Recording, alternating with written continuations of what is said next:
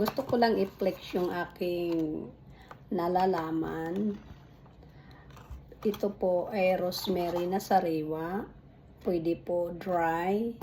Tapos cloves. Ganito po ang gawin. Ito po shampoo. Kailangan may pouch kayo. Pouch ganito. Maglagay kayo ng rosemary dito. Halimbawa ganito. Yan. Tapos cloves.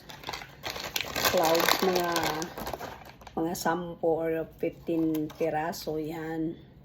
Ilagay nyo sa pouch.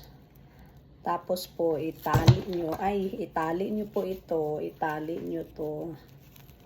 Tapos ang gawin nyo po, ano po ito sa buhok, pangpakontrol sa white hair.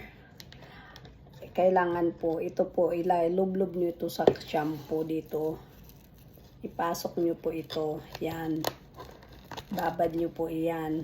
Tapos yan na po yung pinaka-shampoo mo. Ibabad mo lang po siya sa shampoo. Yan po. Yan. Yan. Thank you. Yan na po yung pinaka-shampoo mo.